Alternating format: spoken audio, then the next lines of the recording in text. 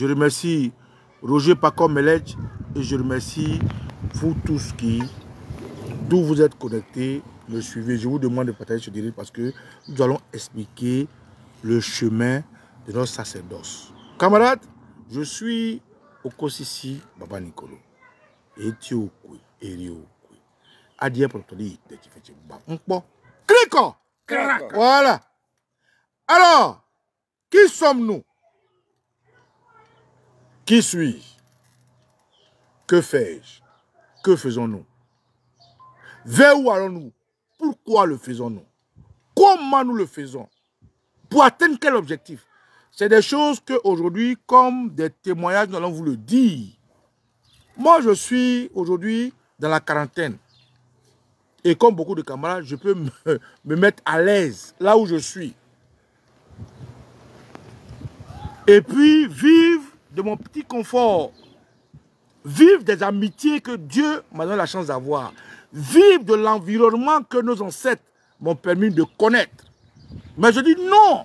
Mais cet environnement-là est la conséquence de quelque chose.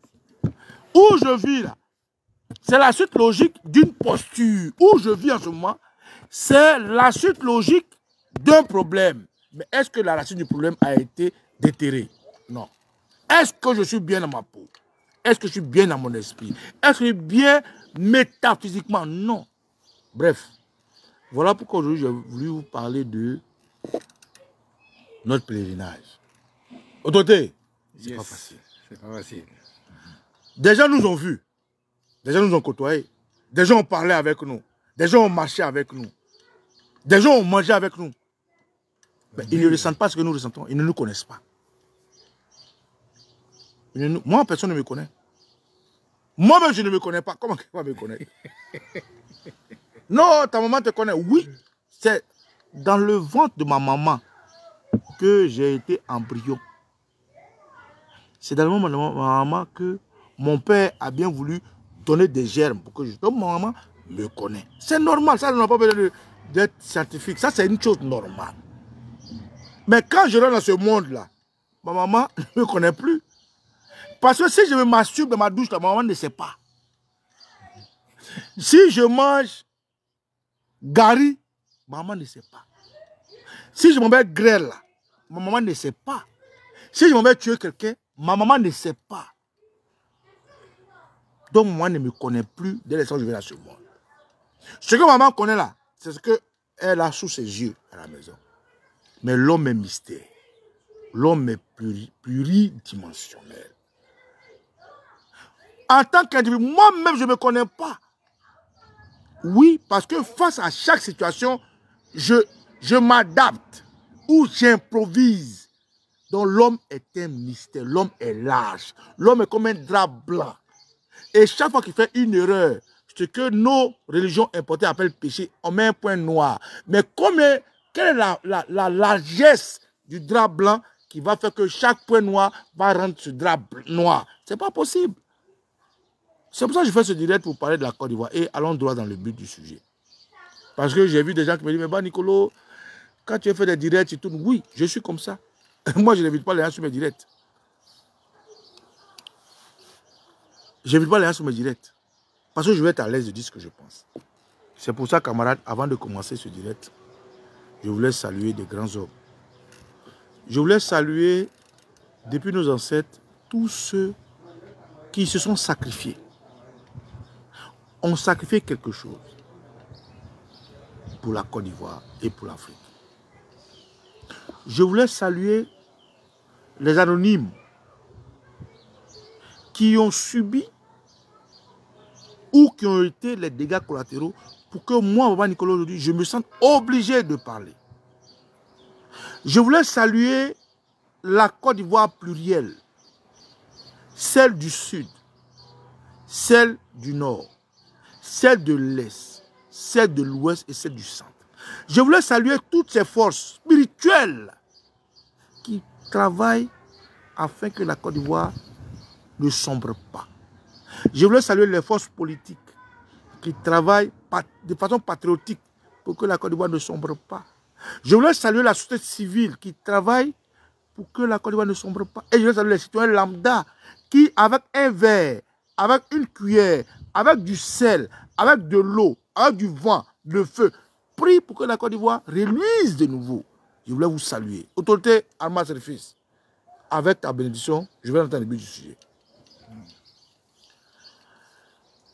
Aujourd'hui, on nous traite, nous, qui mettons notre visage sur les caméras de tous les mots. Il y a des gens avec lesquels on a mangé, on a marché. Il y a des gens avec lesquels on a revendiqué, qui disent, lui là a été baisé par lui là. Lui là a mangé chez moi. Lui là a été acheté par X. X a été acheté par lui là. X a fait ceci. Et ça fait de l'animation parce que c'est des novices du combat. C'est la distraction. Moi, Papa Nicolo, il y a des choses que j'ai faites que vous ne pouvez pas imaginer. Je vais répéter. Moi, Okosi Papa Nicolo, ça c'est mon nom de combat. Hein. Je suis né naturellement d'une région, d'une famille. J'ai mon nom. Hein. Et ceux qui savent, savent. Mais quand on va au combat, pour un soldat, on dit caporal, lieutenant, capitaine, général. Mais ce nom-là, c'est des timbres de combat. Et moi, mon thème de combat, c'est Okosi Papa Nicolo. Il y a des choses que j'ai fait pour mon pays que personne n'a aidé. Même mon papa qui m'a mis au monde, même ma mère, même mes frères, ils ne savent pas. J'ai été obligé de mentir à ma famille pour la Côte d'Ivoire. J'ai péché pour faire ce que je devais faire pour la Côte d'Ivoire.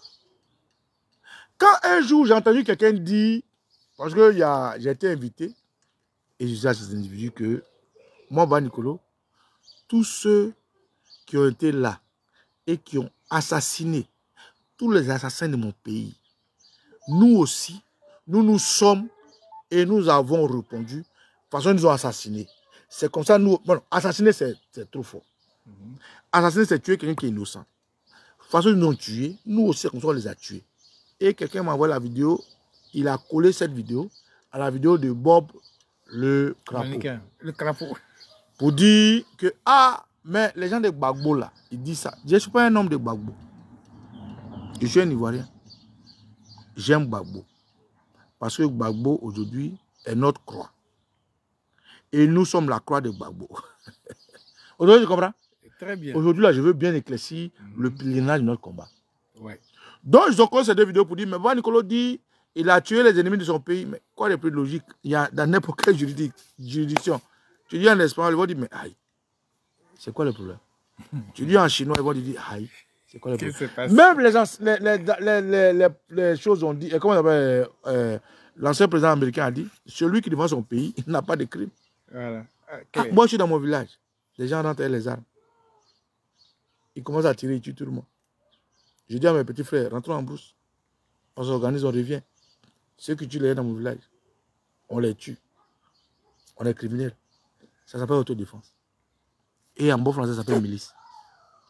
Et donc, les gens disent milice, milice, milice, milice. Et un jour, quelqu'un a fait une vidéo, puis dit, Ouattara avait des miliciens, puis il a dit non. Ouattara n'a jamais des miliciens.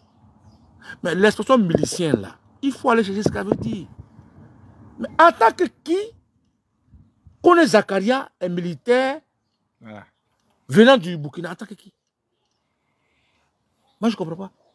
Mais en tant que conseiller, quand la France, qui faisait la communication, disait les forces de Ouattara. Mais en tant que qui Ouattara a des forces? Voilà. En tant que quoi? En tant que quoi Ouattara a des forces? Mais ça n'a choqué personne. Autoté, Gbagbo Laurent était président de Côte d'Ivoire. Et Gbagbo Laurent était en discussion avec des forces où il y avait des forces de Côte d'Ivoire qui ont attaqué la Côte d'Ivoire. Il a préféré dialoguer. Il est passé de pays à pays, de Marcoussis, de Kébé à autre chose. Aujourd'hui, les journalistes disent les forces pro-Ouattara. Mais en tant que quoi? En tant que qui Ouattara doit avoir des forces?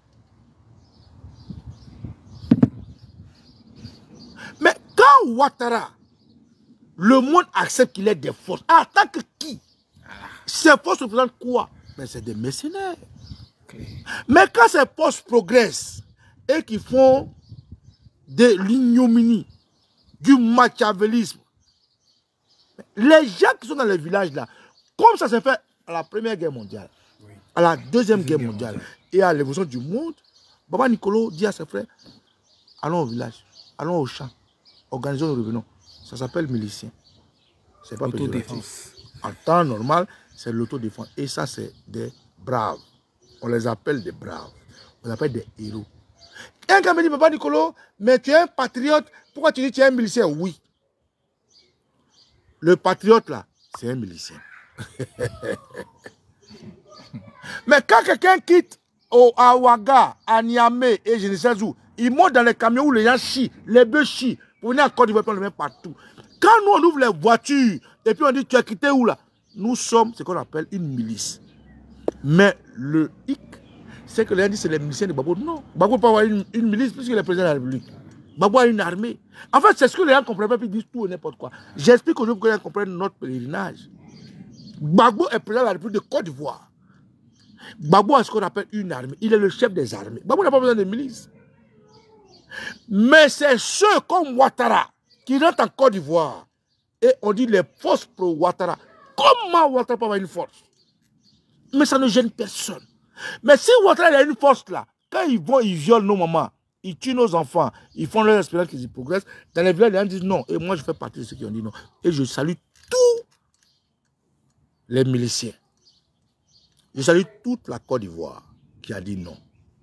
Mais s'ils ont honte d'être miliciens, moi, je suis fier d'être milicien. Parce qu'ils ne connaissent pas le sens du mot. Quand frère, je continue. C'était une parenthèse. Aujourd'hui, moi, je viens de Dabou. Il y a un individu qui fait appeler Maître Adjé Silas. Et puis, Maître Adjé, je te dis quelque chose, grand frère. Aujourd'hui, mes parents m'appellent. Ça, c'est pour toi, Maître Adjé Silas.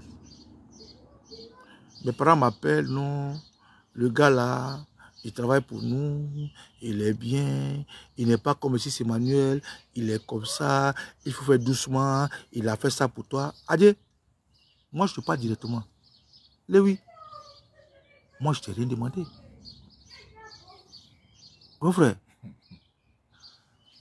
je vais te dire une chose. Mon pèlerinage, pour que la Côte d'Ivoire sorte de l'ornière là, ne passe pas par toi. Moi, je n'avais pas de problème à toi en fait. Attends, je vais enlever. Autorité, permets-moi. Adjé, moi, je ne t'ai rien demandé en fait. Quand on m'a dit que tu étais le délégué au ministère des Sports, ce que communément les Africains appellent ministre délégué, mais ce qui est faux. Toi, tu n'es pas ministre. Ton portefeuille ministériel, c'est lequel? Mais c'est tout.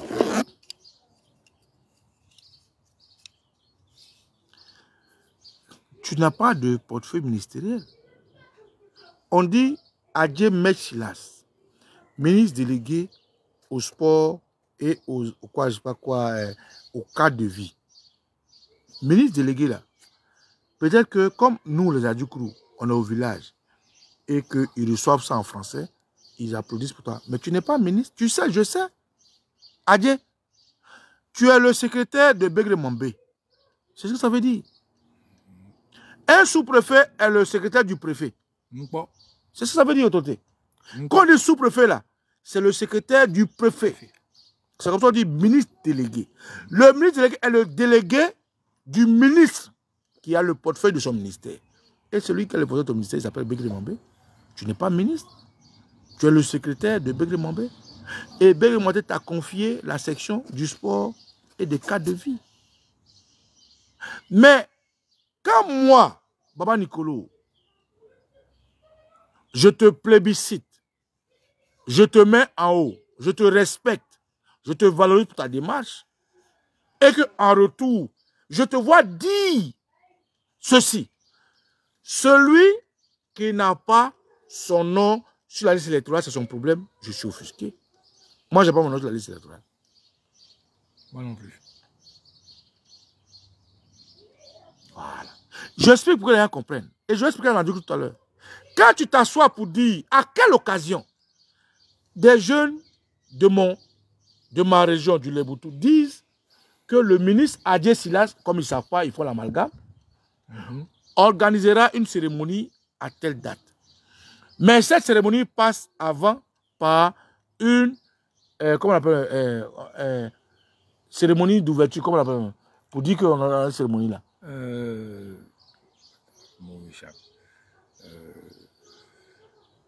Bon, j'ai oublié. En tout cas, le 4 et le 5, où le PPH est à Dabou, oui. On dit qu'ils vont faire une cérémonie pour... J'ai oublié l'expression, hein, qu'on dit pour dire qu'on va faire... Bon, bref. Une information bien de... Quelque chose comme ça. Cérémonie... D'ouverture, non, c'est pas ouverture, c'est... C'est-à-dire que le truc doit se passer en août. Oui. Et puis eux, ils ont fait la cérémonie aujourd'hui. Pour dire qu'en août, ça va se passer. J'ai oublié l'expression. C'est l'information, c'est l'information, c'est pour informer les gens. Voilà, bon, bref. Et que à cette cérémonie, tu dis, mais celui qui n'a pas son nom sur la liste électorale, c'est son problème. Moi, je n'ai pas mon nom sur la liste électorale à Djemé Gilad. Donc, c'est ton problème. Donc, c'est mon problème. Mais c'est tellement paradoxal, dès l'instant où tu le dis, et que moi, je te vois à Tchad, où des jeunes, des enfants sont morts, des filles sont mortes, et que tu vas, non seulement la nuit, à 1h, un but, où normalement tu devais être en tant que ministre, comme tu te fais appeler à Dabou, être occupé, tu t'es rendu à Tchad, et qu'à Tchad, tu vas au nom de Ouattara. Nous prenons les filles, les enfants, c'est toi qui les as tués. Adjé, les enfants, c'est toi qui les as tués. Mais toi, les gens t'appellent à une tardive, tu as dans un village. Les funérailles, je prends en compte. Pour prendre les enfants dans l'eau, je les prends en compte. Leur cercueil, je prends en compte. Le transport de leur... Ah, mon frère, il y a un problème. Qu'est-ce qu'il y a? Aïe. Toi, une autorité, fils de région, les gens t'appellent la nuit, on dit viens, tu prends tout en compte, la nuit. C'est plus que... Moi, je suis choqué. Qu'est-ce qu'il y a? Tu n'as pas... Quelqu'un qui a fait accident à une voiture de quelqu'un même là, il ne prend pas en compte son assurance. Mais toi, tu viens, tu prends les funérailles des enfants en compte. 12 enfants sur 4. Il y a 4 qui ont été sauvés. 12 sont morts. Toi, tu prends les 12 en compte. 12 cercueils, 12 corbias, 12 places aux funérailles, 12 familles. Mais attends, il y a un problème. Et les 4 enfants, ils ont fait quoi avec? Oui. Les 4 vivants. Question. Mais je suis choqué. Je dis, mais pourquoi le grand frère il marche comme ça? C'est ce que je dénonce. Le funérailles arrive. D'abord, tu as comment au nom de Ouattara. Ah, on parle de deuil. Tu es fils de région. Au nom de Ouattara, on fait quoi ici? Adjé, les enfants sont morts. Toi, tu es arrivé en tant que grand frère, en tant que père de famille. Au nom de Ouattara. Mais ça fait quoi là? C'est ça que je dis, c'est ça que je parle. Pourquoi Ouattara lui n'est pas venu? Et puis en plus, tu mens. Pourquoi je dis tu mens? Je n'ai pas dit c'est vrai, tu mens. Je vais t'expliquer. Mais il est venu dire, il parle au nom du gouvernement. Mais, la fille là, la fille bêtée là, Rosemonde Dogbo, elle est venue, elle a pris la parole. On dit c'est la ministre de la femme ou de l'enfant, je ne sais pas quoi. Elle dit, elle parle au nom du gouvernement. Bon, elle dit, elle parle au nom du gouvernement. Elle est venue accompagner notre frère, notre fils. Or, ce frère, ce fils qu'on l'a appelé, il est venu. Lui, il a pris tous les funérailles en charge. Moi, j'ai un problème. Bon, Rosemonde dit, elle parle au nom du gouvernement. Tu as parlé au nom de qui alors? Mieux. Ça, c'est Rosemonde qui dit, elle parle au nom du gouvernement. Le lendemain, où on devait faire le Yako, le ministre gouverneur, Loès Vincent, il arrive, il dit, il parle au nom du RDR. Ah oui. Bon, Rosemonde dit, elle parle au nom du gouvernement. Le ministre gouverneur dit, il parle au nom du... Mais toi, tu parles au nom de qui? C'est ce que moi, j'ai dit, tu mens. Adjé, mais tu mens. Tu dis au nom de Ouattara, Rosemonde Dogbo, Godot ou quoi, elle vient dire, elle parle au nom du gouvernement. Et elle est ministre, toi, tu n'es pas ministre, toi, tu es un délégué. Elle est ministre. Ministre avec un portefeuille ministériel. Plein temps. Toi, tu es un délégué. Ce que tu dis, ce qu'elle dit là. Mais de façon pyramidale, tu es en bas. Le ministre des gouverneur arrive à Dabou, l'OSSO Vincent. Il dit que lui, là, il parle au nom du RDR. Et il est venu avec le maire de Dabou. Voilà. Bon. Un parle au nom du gouvernement. Un parle au nom du RDR. Toi, tu parles au nom de qui? Mais là, lui, quand tu es venu au nom de Ouattara, au nom de Bekele Mangbe. Et mieux, quand c'est fini, où on va attirer les enfants, ils viennent au milieu de la place publique. Hein. Ils sont enveloppés 500 000. Hé, toi, ton enfant est mort là, viens vite là, viens prendre. Oh, toi. Il y a un problème. Tu te replaces quoi? C'est ce que moi je dénonce. C'est la procédure inhumaine et pas africaine que je dénonce. Matériel. C'est le matériel maintenant. Chez nous, quand quelqu'un meurt, le vendredi, on fait les funérailles. Le samedi, on enterre. Dimanche, on va à l'église. Lundi, on fait ce qu'on appelle Ebel. Je ne sais pas comment les amis appellent, où on vient, tout le monde est là et puis on donne Yakola. Mais cet individu-là, c'est le même. Ils enterraient les enfants, non? Samedi. Quand il vient, il s'attend. Et puis, il dit venez prendre 500 000. Il fait la démonstration. Tu veux acheter quoi? C'est de ça que moi je parle en fait à Dieu Silas. Mais imagine-toi, aujourd'hui les gens m'appellent. Je ne l'ai pas dit parce que je ne vais pas dire parce que je vais passer la parole à mon grand frère. Pour me dire non, avec le ministre Adjemé Silas, il faut aller doucement. Adjemé Silas, moi je n'ai pas peur de toi. C'est pour ça que je dis le pèlerinage de mon combat. Moi je n'ai pas peur de toi. Hé, Adjé, nous tous on se connaît. Mon frère, nous tous on se connaît. Mon papa, quand tu vas les gens aller voir là, peut-être lui, tu peux le tuer, tu peux l'effrayer. Moi, tu peux m'effrayer. Ma belle-sœur, que tu envoies les gens aller voir là, tu peux l'effrayer, moi, tu peux m'effrayer. Mes amis, que tu envoies les gens aller voir là, tu peux les effrayer, tu peux m'effrayer. Mes cousins, c'est-à-dire, tu as pris, tu as assis avec Bekele et Mambé, vous avez réfléchi. Adieu. Je suis dans un pèlerinage de combat. Je te dis, tu ne peux rien me faire. Adjé, je ne vais pas reculer. Et je vais te dire une chose. Tu es un faux type. Je sais. Moi, les gens m'avaient parlé de toi. Et j'ai dit non, c'est un grand frère. Regardez, aujourd'hui, il est délégué. Il est le boy de Bekele Mambé. Il y a le travail qu'il fait. Et je t'ai ascensé. Je t'ai respecté, je t'ai mis en haut. Mais c'est toi aujourd'hui, tu vas voir mon papa, tu vas voir mes cousins, mes cousines, ma belle famille, tout ce que tu veux, pour dire ce que tu veux. Hé frère, aujourd'hui là, pour toi, je veux faire un sujet spécial sur toi. Les enfants que tu as envoyés venir me voir, ils m'ont vu, ils m'ont appelé. Adjé, les enfants là, ils m'ont appelé. Mais bon, ils n'ont pas eu le courage de terminer le débat. Tu parles à un éminent fou. Moi, je suis éminent fou. Je suis un Molowol. Je suis un Sécrès. Moi, je suis Djaïlaël. Et puis, je suis Abraham Kata. Adjé, tu ne peux rien me faire. Frère, moi, je n'ai pas peur de toi. Moi, je n'ai pas peur de Ouattara. Toi, tu es qui? Ouattara, à cause de qui tu mens aux Adjoukrou. Voilà, monsieur, tu l'as vu dans Funérailles, Alassane Ouattara. Tu l'as vu dans Ballon, Alassane Ouattara. Tu l'as vu dans Parrainage, Alassane Ouattara. Moi, je n'ai pas ce problème. Moi, je suis un homme libre. Je ne suis pas PPACI. Je ne suis dans aucun parti politique. J'aime Gbagbo naturellement, mais je ne suis pas de son parti politique. Adjé, je vais te dire, si tu n'as jamais eu quelqu'un qui t'a dit non, moi, je vais te dire non. Et moi, on m'appelle et puis on me dit, voilà comment il est. Voilà comment il est. Voilà ce qu'il a fait. Voilà les photos. Voilà qui il a baisé. Voilà qui il a baisé. Voilà ce qu'il a fait. J'ai tout ça. Hier, tes petits qui m'a appelé, il m'a dit non, que moi je monte Oxymore, mais je n'ai pas répondu. Je salue d'abord Oxymore pour ce qu'il fait. Parce qu'à la guerre comme à la guerre. Adjé, je fais une pause. Parce que j'ai mon grand frère qui est là. Pour qu'il explique un peu sur son sacerdoce. Frère, Ivoirien, vous qui m'écoutez. Nous sommes dans un pèlerinage. Et la lutte pour arriver à la fin de la Côte d'Ivoire vassalisée, elle est longue.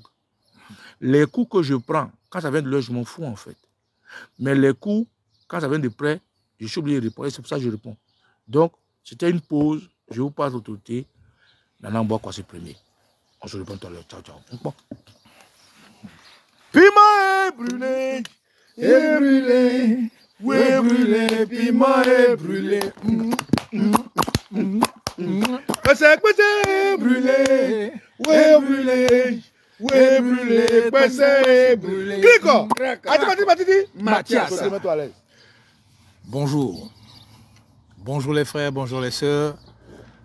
Bonjour la Côte d'Ivoire. Bonjour l'Afrique. Bonjour le peuple noir à travers le monde. Je suis Boakwasi et aujourd'hui je parle sous l'autorité de Nana Esso. Et je suis fier et heureux de retrouver mon frère Oko Sisi Baba Nicolo dans ce lieu sacré où nous sommes actuellement, où beaucoup de choses ont été liées et où beaucoup de choses vont être déliées pour le bien-être et la délivrance totale et définitive du continent africain. Donc il est important que je puisse préciser cela parce que tout ce qui se fait dans l'invisible se matérialise dans le visible. Ouvrez les yeux, ouvrez les oreilles et regardez ce qui se passe dans le monde actuellement. Vous allez comprendre beaucoup de choses. Je vais vous dire une chose déjà de façon très claire pour que ceux qui ne voient pas actuellement puissent commencer à réfléchir et à voir que le monde s'en va dans une direction où les menteurs, les voleurs, les tricheurs, les criminels, les faux types vont tous être écrasés, vont tous être effacés spirituellement de la surface de la terre. Et ça sera leur temps, leur moment de souffrir sous la vérité. Je vais vous donner un exemple clair. Et vous-même, avec votre sagesse et votre intelligence, vous écoutez, vous analysez, vous réfléchissez et vous en tirez votre propre conclusion. Vous savez ce qui s'est passé le 8 mai en France? Il y a eu une commémoration de la victoire des Alliés sur les forces nazies en 1945. Et M. Emmanuel Macron, le président de la France, et son gouvernement ont fait une cérémonie sur les Champs-Élysées où ils ont fait ce qu'ils pouvaient pour rendre la fête magnifique et prouver à la face du monde qu'ils étaient importants et que quelque part leur influence et leur voix comptent actuellement dans l'histoire de l'humanité. Mais regardez ce qui s'est passé. C'est une fête qui s'est passée dans l'anonymat pratiquement, où sur les Champs-Élysées, pour la première fois, ou pour une des rares fois, il n'y avait pratiquement personne. Il n'y avait pratiquement personne. En tant qu'invité international, les présidents de tous les pays et tout ça qui devaient être là pour rehausser la fête, il n'y avait pratiquement personne.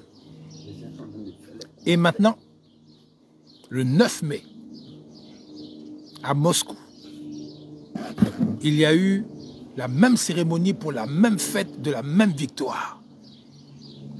On a vu une trentaine de chefs d'État à l'international qui sont allés retrouver celui que tous les Occidentaux appellent le méchant, le mauvais, le menteur, le faux type, celui qui est infréquentable.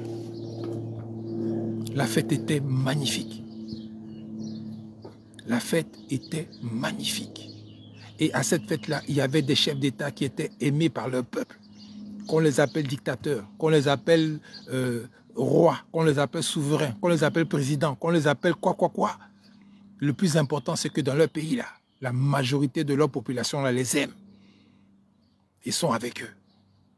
C'est là où la vérité se trouve.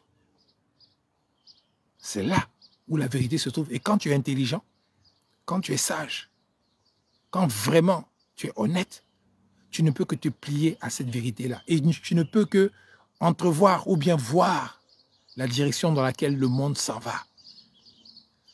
Si on prend les chefs d'État qui étaient présents, le président indien qui n'a pas pu venir parce qu'il y a la guerre avec le Pakistan actuellement, mais il était représenté.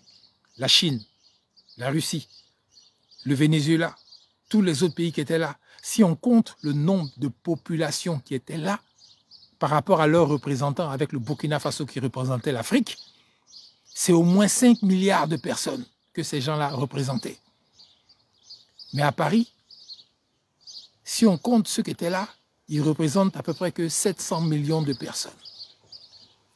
Le poids dans la balance, il est vite calculé. Parce que le monde s'en va là où il y a du monde. Et c'est le monde, les êtres humains, qui fabriquent les richesses. Le monde est en train de changer. Il faut savoir choisir votre camp. À un moment donné dans l'histoire, des gens ont fait des saletés à d'autres peuples. Il y a eu les Amérindiens aux États-Unis, en Amérique, qui ont été décimés par des gens qui sont venus de l'extérieur et qui ont pris leur terre et qui se sont installés devant Dieu, devant les hommes, devant la nature, devant les ancêtres méritants, devant tout ce qui est justice invisible. C'est un acte qui n'est pas bon. C'est un acte qui n'est pas bon et qui mérite justice et réparation. Après ça, il y a eu en Australie l'extinction de la race aborigène par les mêmes personnes. C'est pas bon, c'est pas juste vis-à-vis de l'humanité. Il y a eu en Afrique l'esclavage, la colonisation, la domination, l'humiliation du peuple noir, la déportation de millions d'Africains. Vis-à-vis de l'humanité, ce n'est pas juste, ce n'est pas normal. Et c'est encore les mêmes qui ont fait ça. Et aujourd'hui, les mêmes qui ont pris les rênes du monde depuis 1945, avec la grande victoire, les mêmes ont essayé de fabriquer leur ordre mondial pour pouvoir encore mondialiser tout et prendre maintenant tout en compte dans le monde et faire en sorte que le monde fonctionne comme eux, ils le veulent. Aujourd'hui, ils ont rencontré un os. Ils ont rencontré des hommes et des femmes dignes qui disent non, trop c'est trop, ça suffit. Votre hégémonie, là, ça suffit. Permettez aussi aux autres peuples de ce monde-là de vivre décemment, de vivre honnêtement, de vivre tranquille sur la terre de leurs ancêtres, dans leur pays. Et en ce qui concerne l'Afrique, aujourd'hui, les Africains veulent vivre en paix chez eux. Mais vivre en paix chez eux, c'est vivre avec tout ce qui est dans le sous-sol africain comme richesse. Tout ce qui est produit comme richesse sur le continent africain doit appartenir aux Africains. Ce n'est pas du vol, ce n'est pas du mensonge, ce n'est pas de l'injustice, ce n'est pas quelque chose de mauvais. C'est simplement de la justice, de la normalité. Les Africains ne sont pas faits pour aller toujours souffrir chez les autres. À un moment donné, nous aussi, on veut rester chez nous. On veut vivre chez nous tranquillement, mais nous avons absolument le droit de vivre avec nos richesses et de les posséder et de les maîtriser et de les distribuer comme nous avons envie et de les vendre comme nous avons envie. C'est ce que les mêmes esclavagistes, les mêmes mauvais, les mêmes impérialistes ne veulent pas. Parce qu'eux, ils veulent toujours être à l'aise, être bien et puis voir les autres toujours souffrir. Ça suffit, c'est terminé, ce temps-là est fini. Donc, nous avons commencé un combat. Nous sommes en train, en plein dedans, avec nos vrais visages, nos vrais noms. On n'est pas comme des lâches et nous ne sommes surtout pas des terroristes. Nous ne sommes pas des gens qui planifions pour aller assassiner les gens dans la nuit, pour empoisonner ou bien faire du mal aux gens. Non, nous on ne fait que parler. On ne fait que dénoncer. On ne fait que dire et faire prendre conscience à la jeunesse africaine surtout, qu'à un moment donné, il faut absolument prendre conscience, se lever et défendre nos intérêts sur la terre de nos ancêtres et surtout rester chez nous. Parce que moi, personnellement, je suis contre ce phénomène d'immigration. C'est quelque chose que les gens ont inventé, mis comme ça pour pouvoir toujours nous garder dans comment on dit ça, dans la dépendance. À un moment donné, ça suffit. Et nous avons encore sur la terre de nos ancêtres des gens, des Africains, des Noirs, qui continuent de faire le travail de ces impérialistes-là, qui pensent qu'ils sont supérieurs à nous. Mais tout ça, là, aujourd'hui, c'est fini. On les dénonce, on va les découper, et puis maintenant, on va prendre possession de nos terres, de nos biens, et nous allons pouvoir tranquillement vivre sur la terre ancestrale que nos ancêtres méritants nous ont léguée, nous ont laissée, pour ne plus aller déranger quelqu'un dans le monde. Donc, je vous appelle à vous joindre à nous dans ce combat de libération totale et de dignité et de justice, afin que cette opération s'achève le plus rapidement possible, parce qu'il est impossible de retourner en arrière. Impossible de retourner en arrière. Les seuls qui auront honte, ce sont les menteurs, les voleurs, ceux qui pensent qu'ils ont des droits supérieurs par rapport à nous. C'est eux qui vont avoir honte. Sinon, nous qui sommes dans le combat juste pour qu'on puisse être libre, tranquille chez nous, nous sommes dans la vérité et dans la victoire. Donc, je vous appelle à choisir votre camp dès maintenant. Soit vous allez du côté de ceux qui vont perdre, soit vous venez avec nous qui sommes en train de gagner et qui allons prendre nos destins en main, nos pays en main, nos richesses en main, tout ce que nous avons et participer à l'évolution du monde parce que nous sommes un peuple fini dans nos têtes. C'est-à-dire que nous sommes un peuple qui sommes civilisés, bons, accueillants, humbles, tranquilles. On n'a jamais dans nos têtes imaginé aller conquérir d'autres mondes. On a toujours été des gens accueillants, des gens bons, des gens corrects. Et c'est de ça que les gens ont profité pour pouvoir nous mettre en esclavage parce qu'on était naïvement gentils.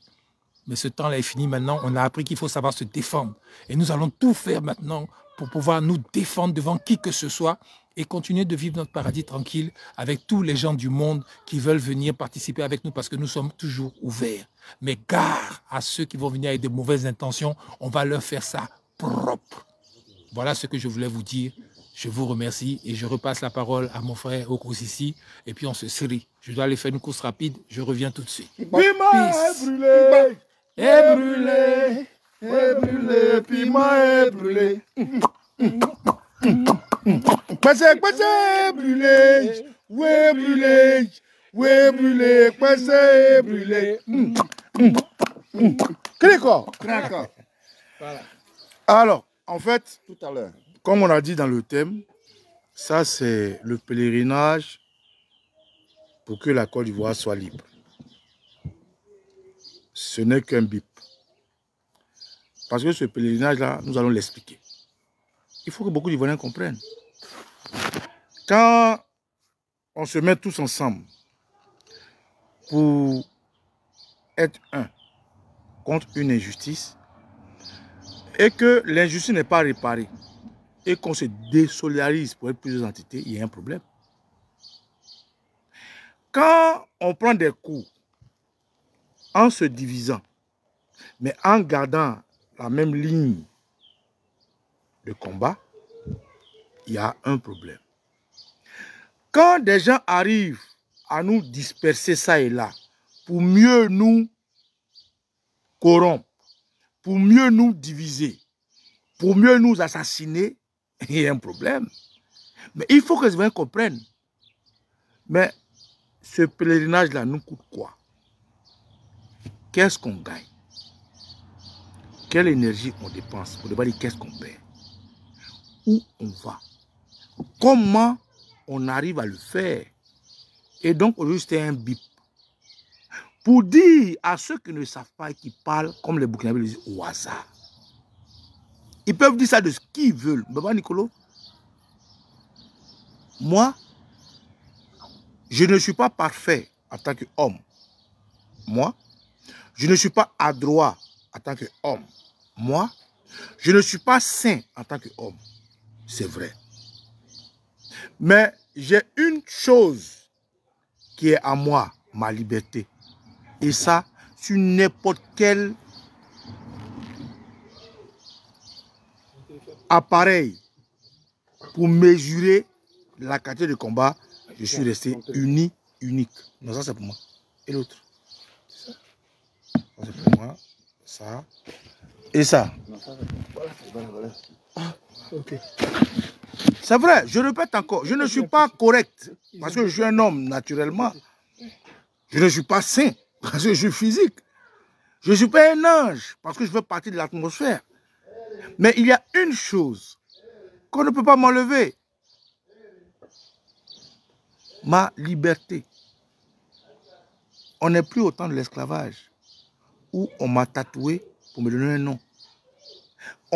Je suis né. Et vous et moi sommes nés dans une structure, une société, on appelle une société démocratique dans la Côte d'Ivoire. Et cette Côte d'Ivoire, selon la Constitution, me donne le droit de dire, de penser, de faire, d'aller, de venir.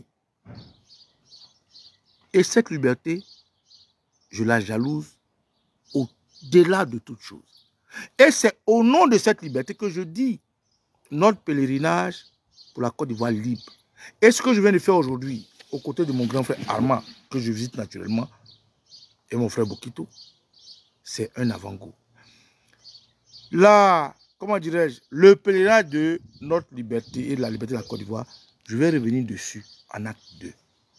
Pour dire à certaines personnes autour de nous qui disent tout et n'importe quoi, qui font tout et n'importe quoi, certaines personnes à l'intérieur de la Côte d'Ivoire qui vassalisent, abêtissent et aboutissent les Ivoiriens, ils auront devant eux, comme le dit le président Gbagbo, je vais le paraphraser, chaque fois que la Côte d'Ivoire a un problème, des fils dignes qui vont se dresser contre eux. Et aujourd'hui, je veux faire partie de ces fils dignes. Je veux faire partie. Je me donne les moyens pour en faire partie. Je marche pour que demain, quand on cite les 1000 fils dignes de la Côte d'Ivoire, je sois aussi mentionné, mais c'est le 1000e. Donc, il n'y a pas quelqu'un vraiment qui peut m'intimider. Il n'y a pas quelqu'un qui... Non, on peut m'influencer positivement, hein? Oui, parce que je fais des erreurs comme tout homme. Quelqu'un peut m'influencer à me positiver. Il peut m'influencer à me corriger.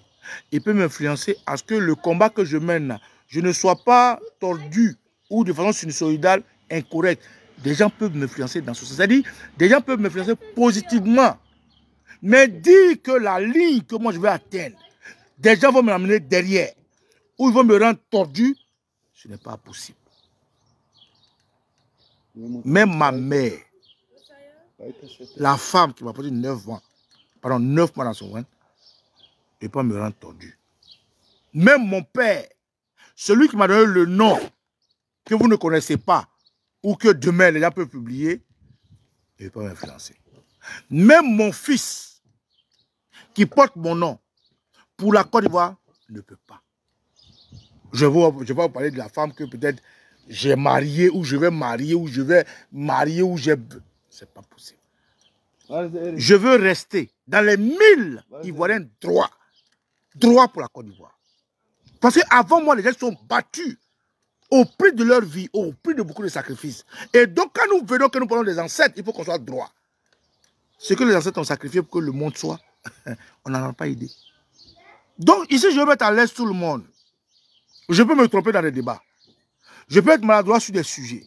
Je peux être plaisant ou déplaisant sur beaucoup de choses. Mais ce qui concerne la liberté de la Côte d'Ivoire, des Africains, personne ne peut m'influencer. La vie est un gain. La mort aussi est un autre gain. Le malheur est un gain. C'est une expérience. Le bonheur est aussi un autre gain. Je vais toujours marcher selon ma croyance spirituelle, religieuse, que je n'ai pas parce que je ne suis pas religieux, je suis spirituel. Je vais toujours marcher selon la société et ce que la société m'impose. Je vais toujours marcher selon mes aspirations, selon qui je suis. Personne ne peut me faire peur. Personne ne peut me faire reculer. Personne. Tu coupes mon bras, mais j'ai un deuxième bras. Tu coupes mon deuxième bras, j'ai un pied. Tu coupes mon pied, j'ai un corps. Tu coupes mon corps, j'ai une âme. Tu coupes mon âme, j'ai un esprit. Tu coupes mon esprit, j'ai l'au-delà. Personne ne peut m'enlever ça. Personne. Ça va m'écouter ce que ça va m'écouter. Aujourd'hui, c'est notre pèlerinage pour la Côte d'Ivoire unie. Ça, c'est l'acte 1. Et je reviens à l'acte 2 bientôt. Pour vous dire que nous prenons des coups. Nous en donnons aussi naturellement. Mais personne, Baba Nicolo, personne, moi, je parle de moi, ne peut me faire changer.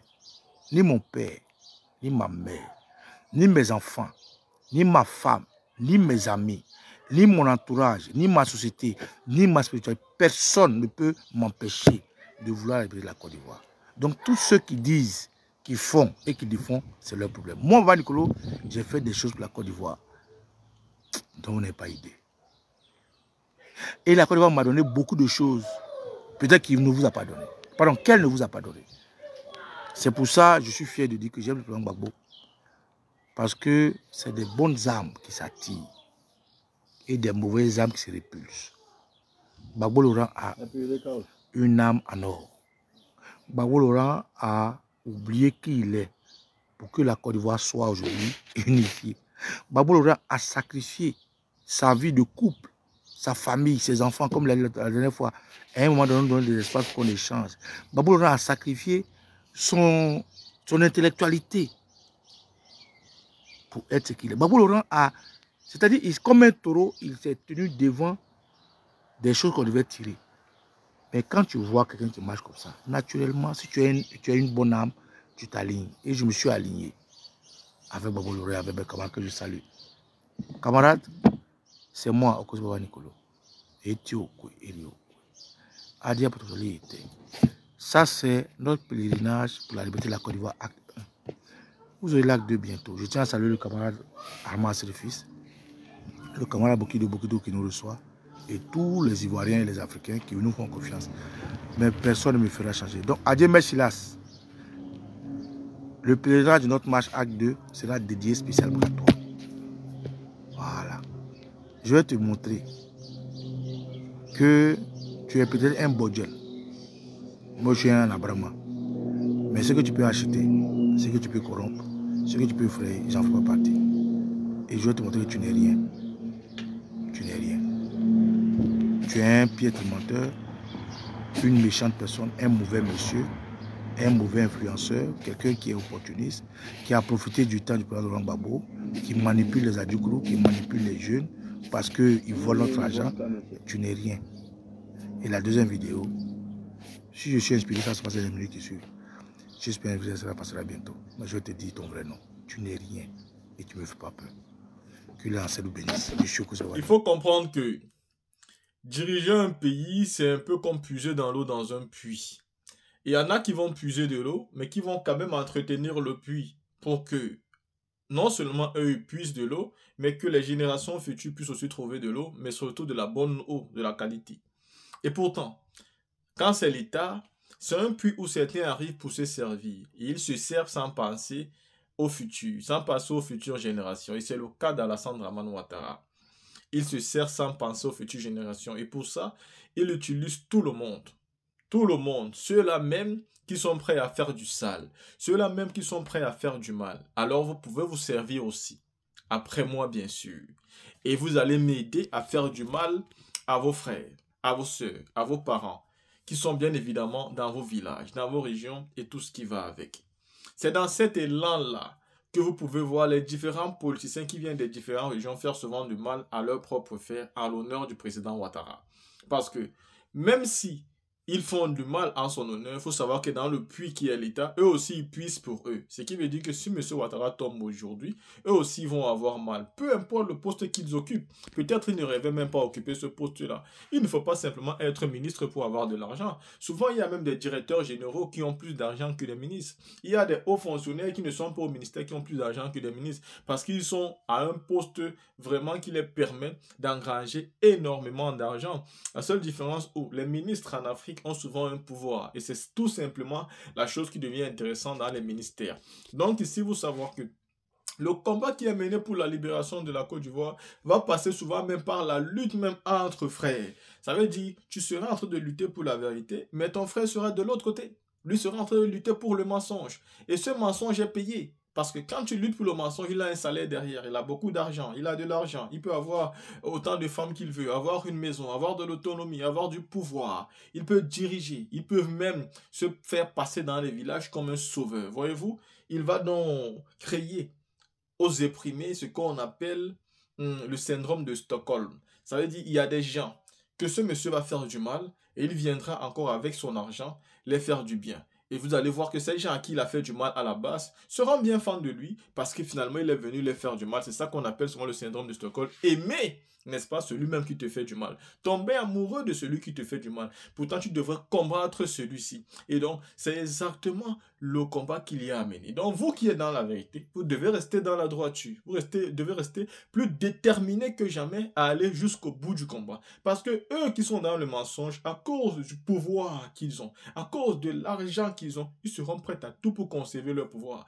C'est pourquoi je le dis tout souvent, et je ne le dis jamais, et je ne le dirai jamais assez, renverser Alassane Dramane Ouattara ne sera pas chose facile.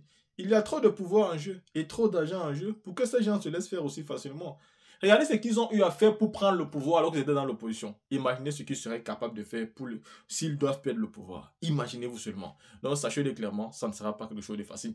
D'ailleurs, ils l'ont souvent dit, soit Ouattara est candidat, soit il est président, soit la Côte d'Ivoire sera dans des problèmes. Vous avez tout compris.